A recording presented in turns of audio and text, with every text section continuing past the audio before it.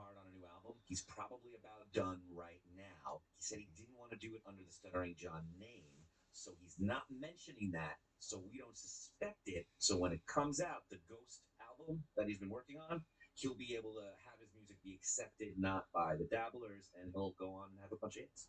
You know, Adam Carolla did the same thing, where he wasn't getting to Sundance, and people weren't taking his documentaries very seriously because he has right-leaning political views.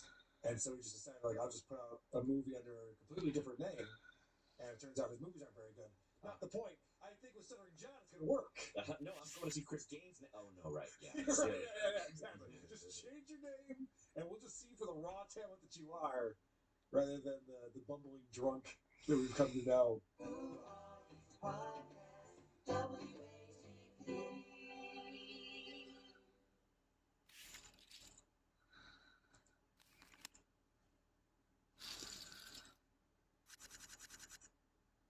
Salutations, folks. Just got done filming.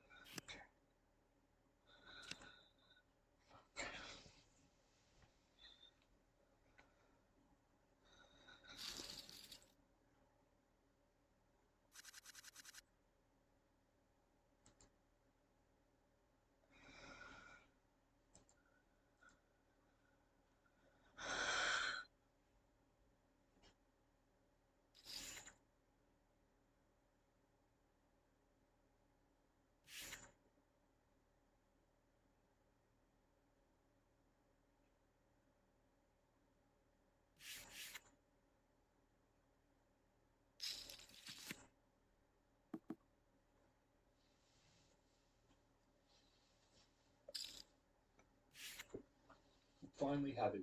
Rachel Wilson debated Brian Shapiro, and this went very badly for him. It's also really funny. The Johns Hopkins School of Public Health, I'll take their word over yours. They say the number one reason why women don't want to bring children into the world is something called the economy, Rachel. Now let's talk a little bit about the economy. Ooh, what's that? Hold on. Rachel's easily able to counter this. Do you know how long the birth rate has been below replacement levels? Any idea? I'm sorry, you asked me a question. Yes. During the prosperity of the early 90s, when we had Okay. one of the best economies respond. we've had, I'll respond. why was the birth rate below Sure. replacement Sure. then? So I'll answer that, but I'll start by saying this. I don't know what's so funny. The lack of self-awareness is hilarious. Brian seems to have no idea how badly this looks. I think you saying that makes you retarded. So first of all, to use that word and to call no, it's not cool for her to use that word. But I'm allowed to use that word. To me, the most funny exchange was when they start talking about the word retarded. To say that just because we don't believe in what you believe, that people are retarded. Because, Bro, that's retarded. Okay, good. So let me be very clear, okay? And Brian is using the word himself while claiming it is wrong to use. And the hypocrisy here is comical. To call people retarded because they don't believe in the religion that you believe Oh, how in, they dare don't me! believe I in know. God, Oh, is so beyond absurd and bigoted in It's nature. It's retarded? ridiculous. Is that what you're saying? It's ridiculous. No, I think you are. So what I was going to say, where's your argument? Do you have an what I argument? was going to say, just be quiet. Make Andrew a sandwich and be quiet. So That's pretty misogynistic. Throughout this whole debate, you can hear the audience laughing because it's so comically bad. And he seems to be oblivious to why they're laughing. 20 million cigarettes right now. So listen. I know it's embarrassing getting your butt whipped by a housewife. So he claims to be fighting misogyny. But when you look at these clips, many people on the left would recall.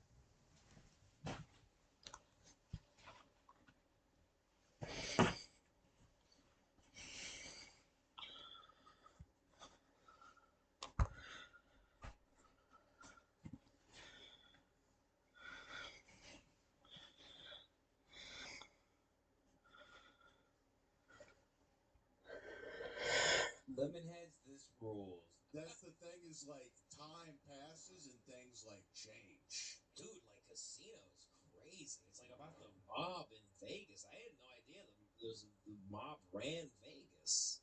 Yeah, they used to run Vegas. Can you imagine if we were there right now? We'd all be putting our heads in vices. Yeah, dude, that's the thing, dude. Dude, it used to be like We're such scumbags. I like them. yeah, I like them too. I like both of them actually. I don't like them, but I like both of them. I like the way Sam will be like, that's the thing, dude. It used to be like 2013. Now it's 2025. It's like, dude, the phone is like everyone's on their phone these days. Well, it's a computer in your pocket. What are you gonna do? You're not gonna go on your laptop in your pocket? What are you doing? You queef? All right, I'm Kevin Hart, comedy. You know what they are? They're like if you took De Niro's friends in Taxi Driver and you gave them a podcast. If you gave like Wizard and the cafeteria. If you gave like Wizard and Ray Romano's dad.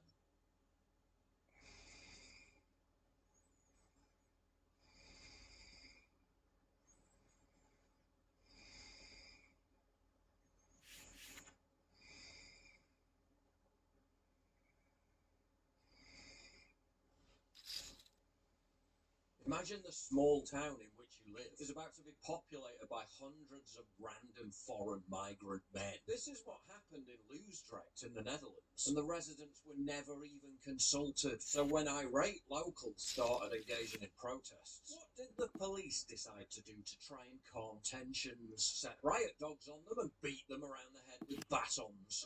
Ze gaan nu oprukken. Er wordt met honden komen ze op de mensen af. Yeah, great job, guys. That's really going to de-escalate the situation.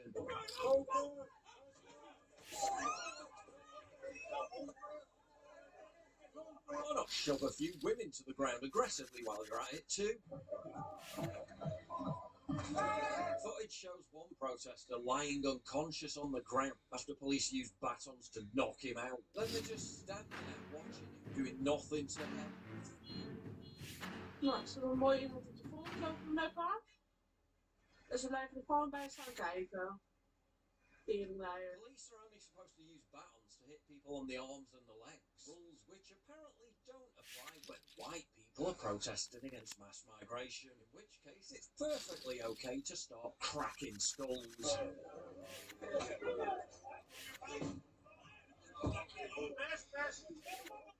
Yeah, when you're charging through nice middle-class neighbourhood housing estates, whacking kids with sticks at the behest of political elites, deliberately destroying your country through mass migration, maybe time to reconsider who you're really there to protect and serve.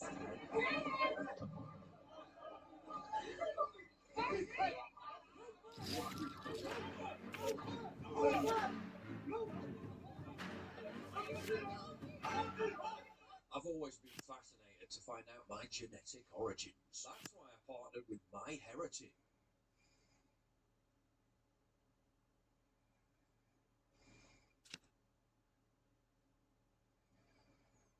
Het is niet normaal hoe je als Nederlander wordt behandeld in je eigen land. Residents there were angry about the way they were treated, including one who said, anytime there's a problem with residents, police are slow to respond. But now that residents are protesting against the asylum seekers, whole platoons are showing up. Isn't it fascinating how throughout the entirety of Europe, police resources are always stretched too thin to adequately fight actual crime? But when groups of natives organise and assemble to protect their interests, the authorities immediately impose martial law-style crackdowns, like they're trying to prevent some kind of imminent revolutionary uprising. Funny how the most egregious police brutality in the modern era is always directed about people who are angry about something being imposed on them, which they never voted for and were never even asked about. Als je vrijdag berichtgeving doet en dan zeggen dat ze volgende week al komen. mensen niet informeert, dat is de grootste fout die je kan maken. Hundreds of women marched through the streets of Loosdrecht with a banner that read, "Does our safety not matter anymore?" Expressing their concerns about what always happens when these migrant centres are open. Gangs of men who hang around in large groups, intimidating and sexually harassing women and kids. Ja, ik vind het gewoon niet veilig dat als die meiden buiten spelen en ook de sportvereniging natuurlijk, daar zit pal naast. Die meiden die fietsen in die korte broekjes, fietsen ze naar huis en ja, dat is gewoon gevaarlijk. Ik vind het gewoon echt helemaal niet veilig. Nee, ik ben zelf moeder, ik heb een dochter.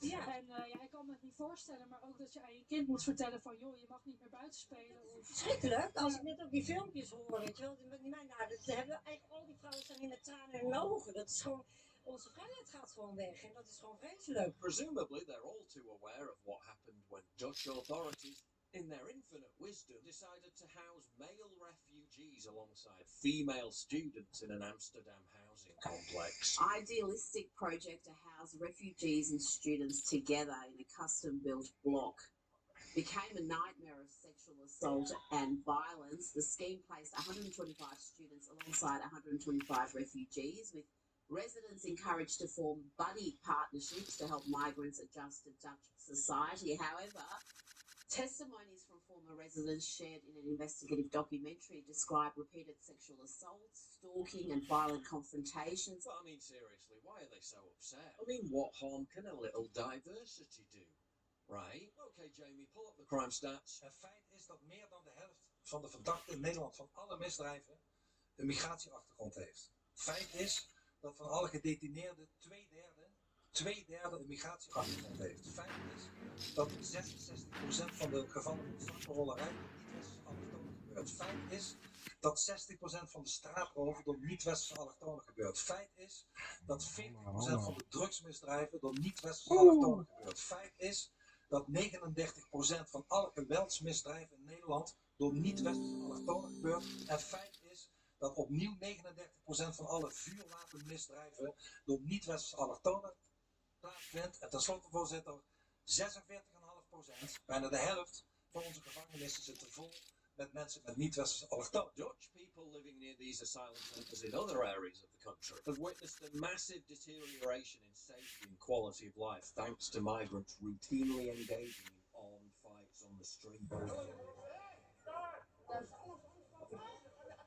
We have individual cases like what happened to 17-year-old Lisa in Amsterdam, murdered by an asylum seeker as she cycled home. And while the native Dutch are suffering under a housing shortage, which has now soared to over 400,000 homes, 44% of social housing is occupied by those with a migration background, and 78% of starter homes for families with children go to refugees. The protesters scored a small victory, with the authorities announcing that they'll slightly reduce the number of asylum seekers being housed, but the fight to have the scheme scrapped entirely goes on. Meanwhile, in Spain, where the socialist government just legalised 500,000 illegal immigrants, illegals are now storming embassies demanding that their claims be processed quicker.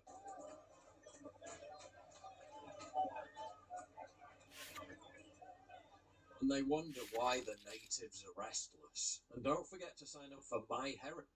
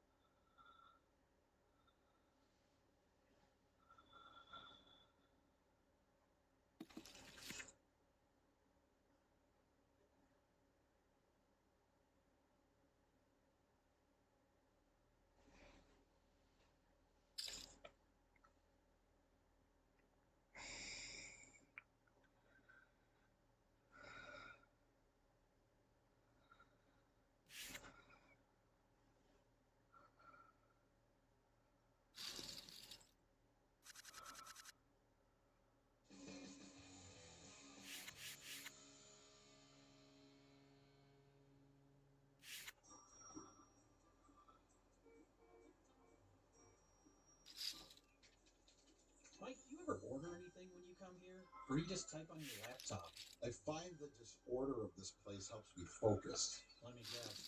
Another manuscript. Hey, don't you have coffee to pour or an audition to go to for a part you won't get? Nope. Nothing on my calendar for the next forever. Jay, you haven't landed a role in years, and I've never sold a single script. I'm so desperate I'm writing a book about Jimmy Carter's nuts. Oh, because he had a peanut farm. He did? Jay, quit hitting on that old guy and get back to the register. Well, back to the grind. That was a coffee joke. Hey, is that... I know, Phyllis. I know I'm behind on rent. What the fuck else is new? Look, I've got a gig tonight. I should make enough to... What? I know I can't shower there because you cut off my water. I'm showering at that filthy gas station again. Does that make you happy? Excuse me, are you the Boozemeister? The guy who was in all those wacky boner comedies in the early 2000s? Yeah, that's me. My friend Mike here is a writer, and I'm an actor, but I have lots of ideas. I think with your industry connections, all three of us can pitch an idea that's sure to be the next big thing. You know what? Actually, I was just invited to a party tonight in the Hollywood Hills, producer Joel Silverstein's house. Maybe we could pitch an idea to him. What? Really? Oh, well, that's great. Let's go. Jay, come here. Tonight, Jay? Yeah? So, what's the fucking problem? Help the customers! Jay, in less than 12 hours, I turned 48. I promised myself and my mother that if I hadn't made it in LA by the age of 48, I'd move back home to Rockford, Illinois.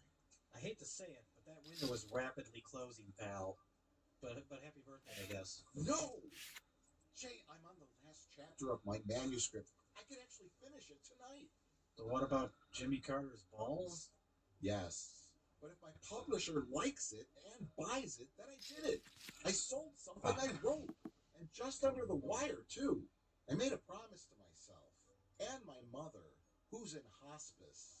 So you plan on finishing and selling the book today? You're going to do that today? Well, by tomorrow. When you finish it. You're finishing it and then doing that. Yeah. Mike, you've written hundreds of things that people have passed on. What's one more? If we go to that party and pitch an idea, and it gets greenlit, then you will have made it, officially. I don't know. I just can't take the chance. My trust fund money is almost gone. And I don't have a stable job like you. Oh, for fuck's sake. Hey, Mr. Actor, why don't you act your way to the cash register? How's this for acting? I quit. Wasn't very convincing. I quit! Still not buying it. Doesn't feel authentic. Jump. Huh. Not bad. We'll let you know. It's 7:30. He said he'd be here by now. Look, if there's anyone we can trust, it's a man we just met today who played a drunken comic relief character in movies 25 years ago. Well said. Hey, guys, here, put these on. This is a black tie party, and you're woefully underdressed. Oh, and take your change of clothes and put them in this burlap sack here. They'll be safe. Okay. Where do we change? In the back of this catering van? Is this your cake? Yeah. Just do it. Okay. And you never said anything about black tie. Jay, why do I now feel overdressed? Yeah, at least we look like we're serious people, right? Hey, fantastic party, Victor. Yeah. Look at this guy over here. I think if we do the remake of Star Wars, Danny DeVito would play R2-D2. Yeah, exactly. And then he...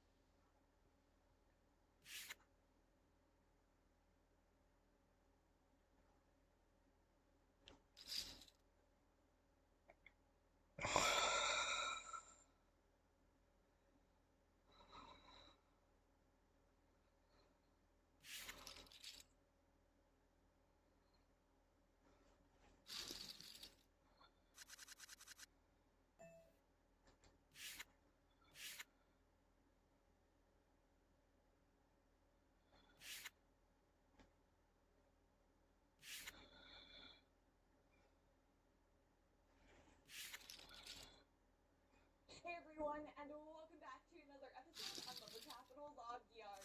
Today we are cutting white oak for flooring, but we have to cut as much as we can before it starts pouring. It is calling for some really heavy rain, so we're going to be wrapping up at the log yard a little early before it starts because, yeah, we're made of sugar apparently. And so we don't have too much longer in the day before the rain starts. We're going to see how much we can get done. We're really only putting in like a half day here, but we have a lot more white oak to do. So I'll show you what we're doing over here, what we've got so far. We do have a couple different piles with different dimensions. It's all 1.125 thick, but this one's like our 10-inch pile. We have a 12-inch pile, and then the boss called this morning, and he wanted us to try and get 13.5 wide, which is pretty wide, honestly. And that's this pile right here. Gorgeous stuff, but I would have to say the mill struggles to cut that wide. You would think with a nice new blade, plenty of water running on it, and a diesel engine, that it wouldn't struggle quite as much as it does, but I really feel like I have to cut very, very slow. Any faster, and the blade will literally just stall. And then it's not pretty when that happens. The belts literally like smoke. Like then it's like smoke just poofs up, and then you have to replace the belts. And it's not fun. We don't like to stall the blade. Don't want to be doing that. So yeah, nice and slow, but then you get these chatter marks in it, which it's not going to matter for the flooring. I mean, they're going to be cleaning it anyways. But yeah, it's not the funnest thing to cut really nice and wide like that. The rest of the logs, though, here are not that wide. So that's probably it for the 13.5 stuff for the day. But we do want to try and bust some more out because, honestly, our dad is probably going to look at what we've gotten done so far with a little bit of disappointment. So we need to get back to milling and to bust some more of this out before it starts pouring. Flooring before it's pouring. Oh my gosh, you guys, if it rhymes, it must be true. That's how this works. All right, Delona, come on. Let's get to work. Come on.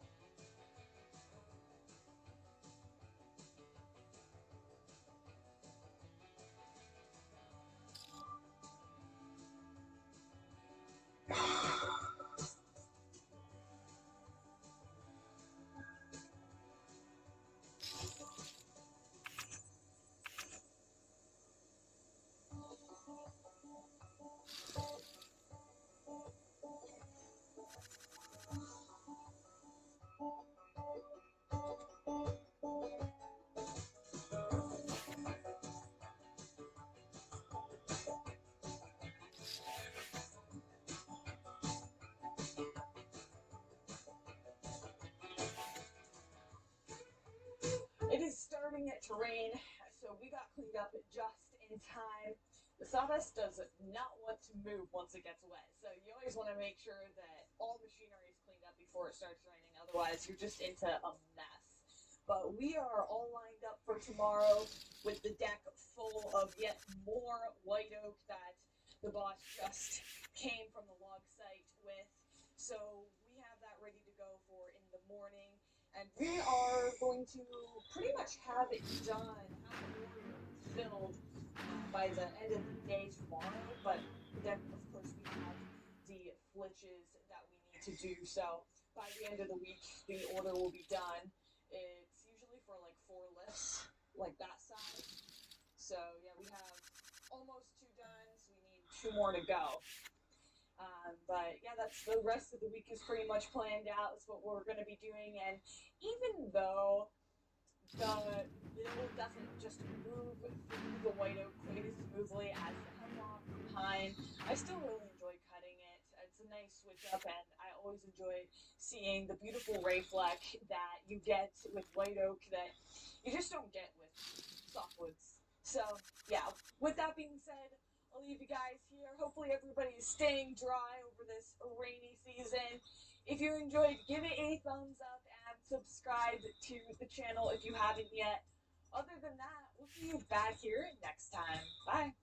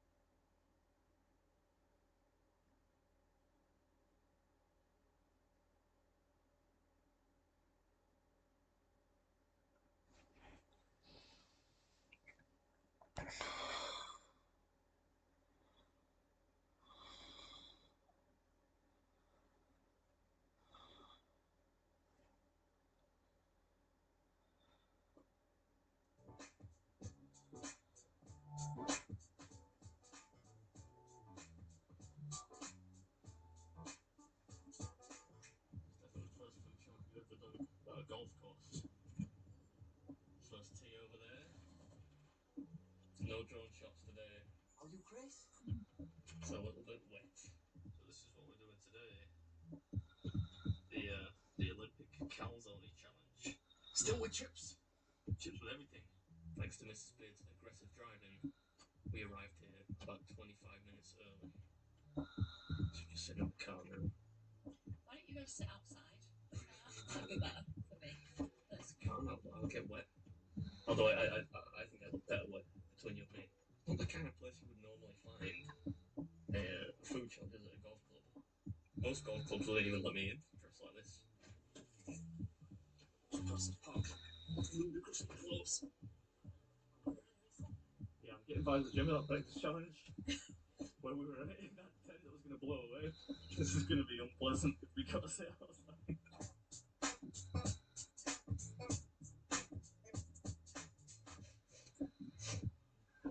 Wouldn't be my first choice for wall decor. Used old golf shoes, filled up with compost. Cricket? You gotta know what a crumpet is to understand cricket.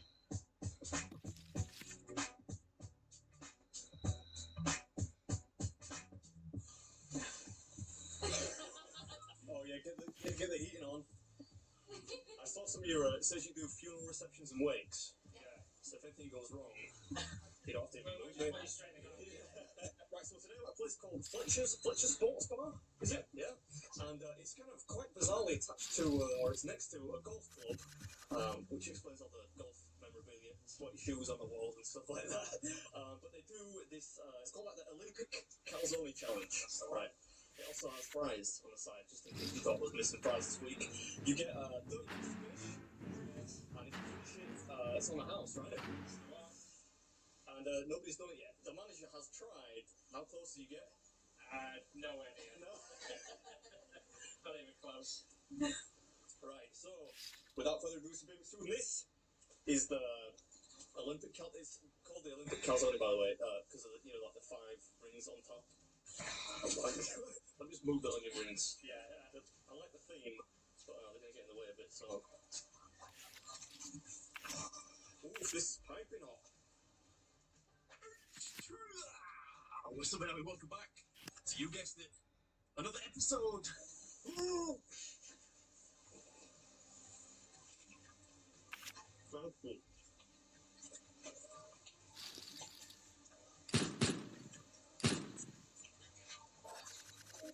I'm going to be smart and let some of the heat out. But yeah, I mean, you can't argue that it's pretty smart. Might have been an idea to do it at the beginning, though, before you started eating. I don't actually know what I'm laughing at there. I would imagine probably the completely shambolic tactical approach to eating this thing. I'm starting with the crust because the filling is so hot. Oh, no flies on you, man. You got this. You got this down. That's what everyone's thinking at home. It should be a piece of cake, right? You're probably right. Probably should be. But this wasn't at all. It was just a calamity from the get-go, and not for the first time this month.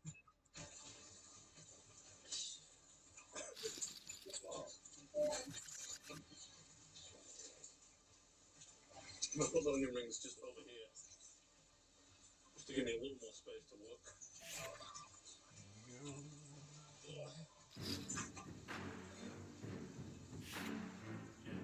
The tabletop feng shui with the onion rings there, that's definitely gonna help. I've got it now. No, Bob. I'm not gonna eat this part with my hands. It was at this point that Adam realised, inevitably, he would probably end up eating this part with his hands. Thankfully, though. It might have done me some favours, the fact that it was so hot.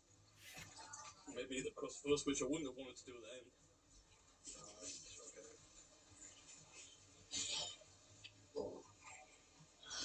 Look at that, only a mother could love that face. Don't worry if you're one of the squeamish viewers out there, I will time-lapse a lot of this. You don't have to watch me just pile in 3 kilos of pepperoni and melted cheese for the remainder of the video. Anyway, I haven't told you anything about the challenge. It's called the Olympic Calzone Challenge. Costs 30 quid, I think. To have a bash at it, you get 30 minutes, and if you manage to finish this and the 2 pounds of fries, you get on the house. I think I'm going to have to just get disgusted, I'm sorry. That sounded like an empty apology to me, but I was always going to get my hands in there eventually.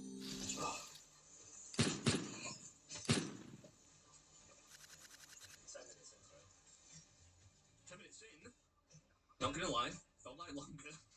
And I'm getting so tired of the pepperoni. I'm about ready to take a lifetime vow of abstinence on cured sausages. Bold claim, I know, but Don't feel like it's going anywhere. yeah, it really didn't feel like it was going anywhere. And we haven't even started on the chips yet, which are topped with some kind of barbecue chicken, and of course the onion rings too. Can't handle the pepperoni now, it's killing me.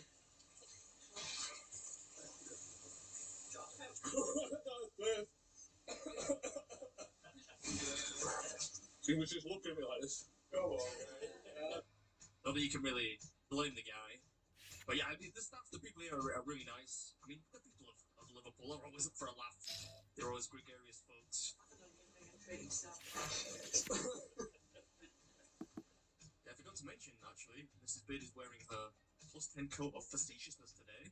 She seems to be very much enjoying the ever-growing sense of doom that I'm probably going to fail. And the plate's full again.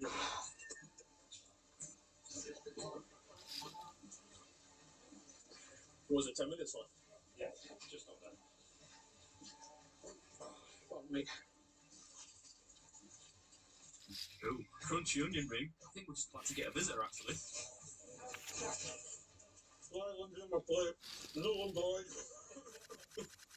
For all of that. 8 minutes. I can't face any more pepperoni, that's all it is.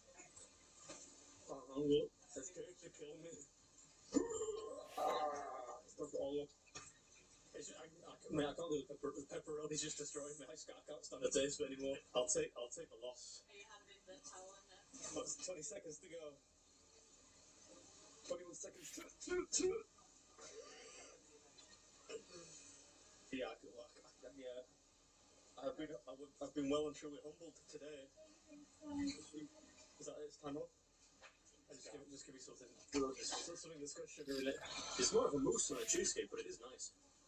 Ooh, another defeat. That's still at the second in about 4 months. They're getting more frequent. Before that, the last one was like a year before. Losing my touch. Yeah, you definitely are. I can vouch for that.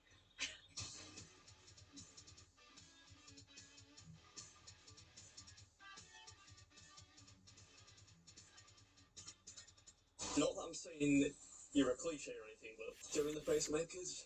Yeah.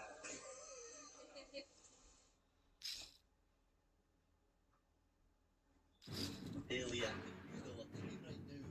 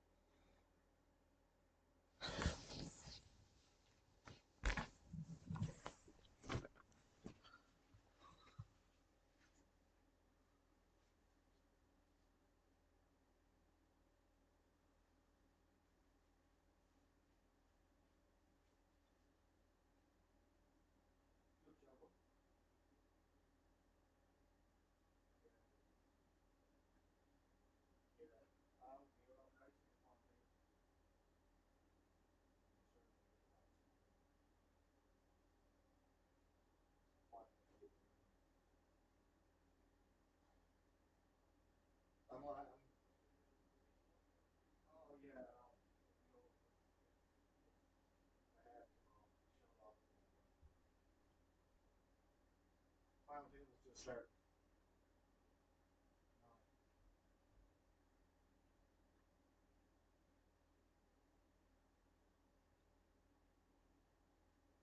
Which one do you want to find out, Rick?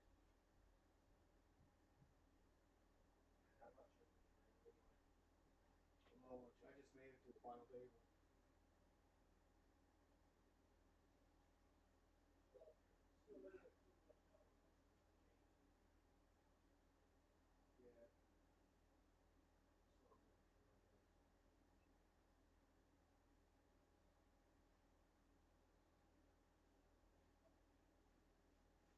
Yeah.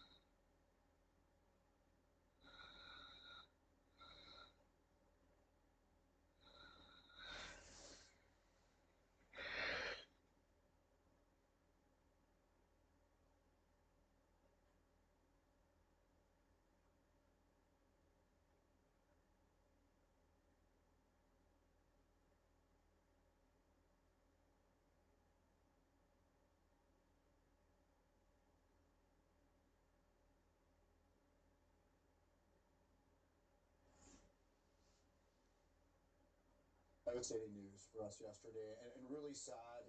And he's such an unbelievable person, self-deprecating, hilarious, passionate about hockey. And I start going through YouTube and I start looking at some of my favorite moments as a Vancouver Canuck. How many of those moments did Cheech, call the color for?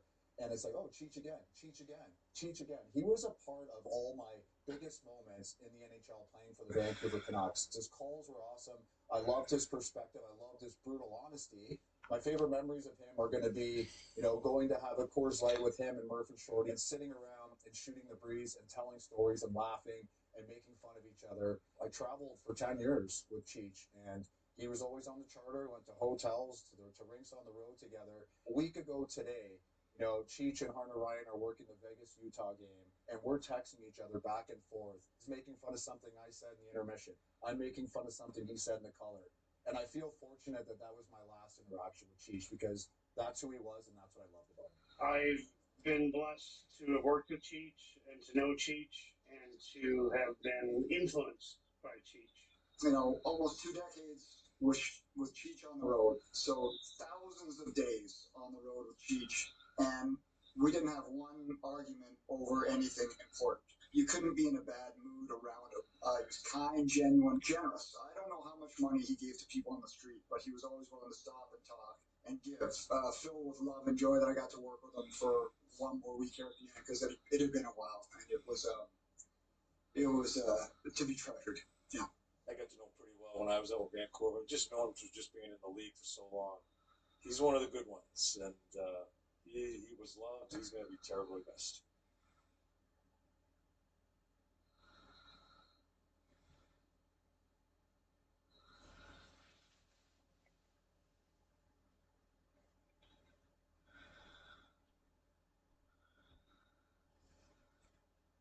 Thank you to them.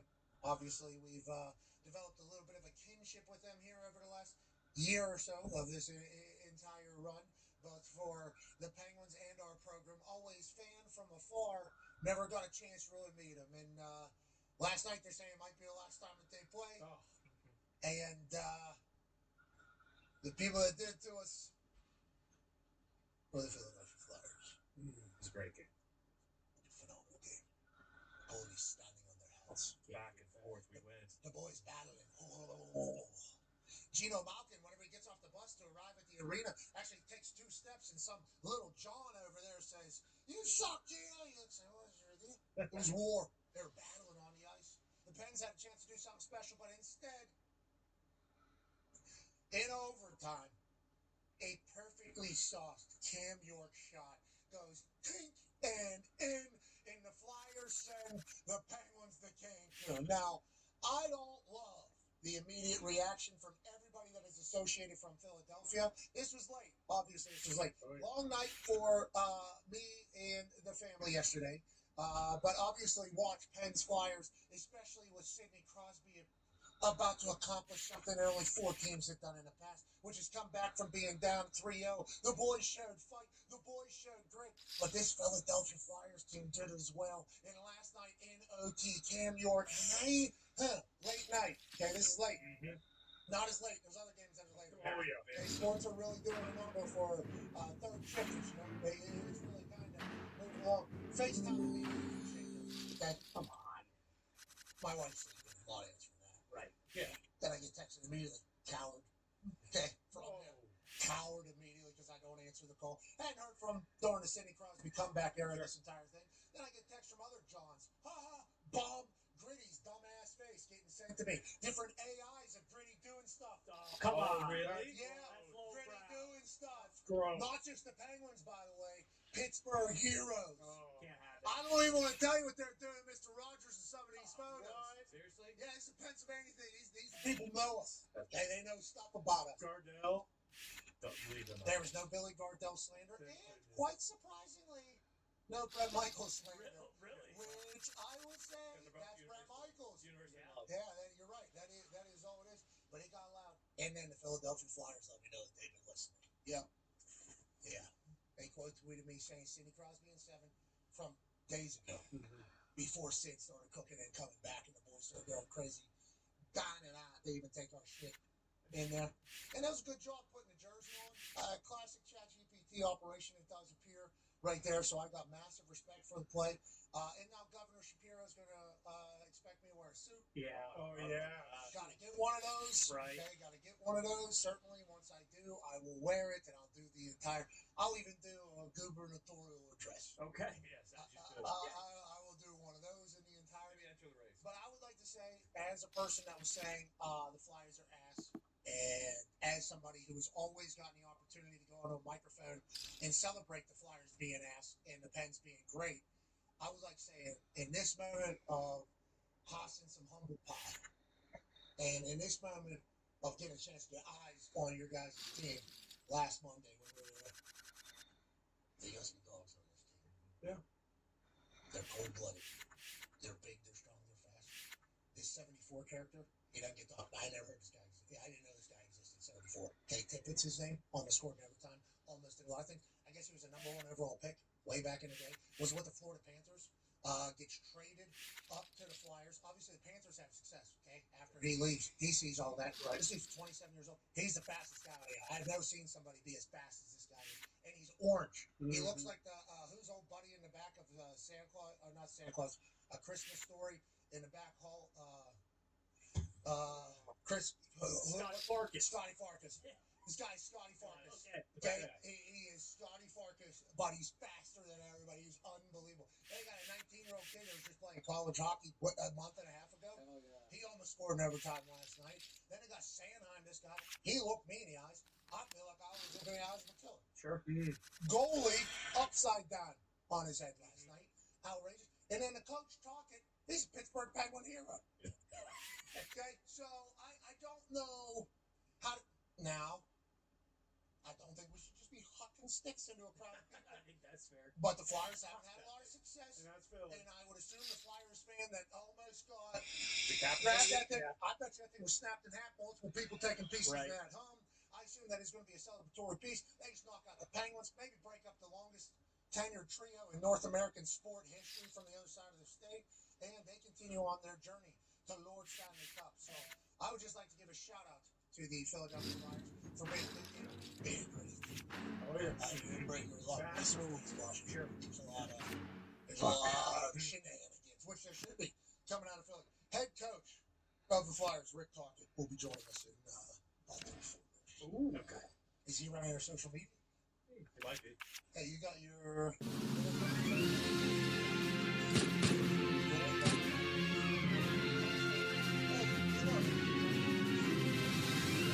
No, do you think that potentially helped? And is that cheating? Should you be allowed to do that? These are all the things I have to ask. But also, NHL playoffs right now, 5 series are left after the Flyers punched their ticket last night. The other 2 series that are over were sweeps. Everything that's happening from here on out, very, very important games, both in the NHL and the NBA. Tonight, there'll be 5 games. All of them have go-on implications or get-your-ass-home implications. The NHL, any game that's happening, go on or get-your-ass-home implications. This is when playoff sports are at its absolute finest, or worst, if your team gets booted, and then you get called a coward for not answering your phone immediately upon somebody wanting to celebrate in your face. This is what sports are for. The NFL is always cooking. They have things happening. Major League Baseball's doing its thing. And don't look now, Major League Volleyball taking over. Hell yeah. We got delivered a gift package today by the Ignite. They're in the Major League Volleyball league. It's over here in Fishers. Number 1 in the league. No big deal. They got a mascot named Pepper. Okay, because in volleyball you got Pepper. I think baseball you guys Pepper as well, back and forth. I guess we got number 1 team in the league. They got 8 teams, going to have 11 teams. Each the salaries range from $65,000 to $125,000. 16, 15, 16 women on each roster. It's like not bad. Pretty legit. And we look at what's going on with Nebraska. I think the attendance of this is real. Oh, yeah. So I think I appreciate them coming through here and giving us a gift package. But also, yeah, there it is. Hey, congratulations. There we go. Under the off. That's Pepper right there with the orange hair. That's the mascot. Yeah. Everybody else on there? Wow, so good. Oh, bump set spike it. Sports are the great. Sports are the great. Yeah, that's right. Bump set spike it. That's the way we like it. Yeah. Certainly, the Talks and Tables Connor at Boston, obviously, in the middle of it all. How do you feel, pal? How do you feel about the playoffs? And also, whenever you're looking at games or parlays to potentially hit, what do we need to be seeing at this point? Because Philly in Pens,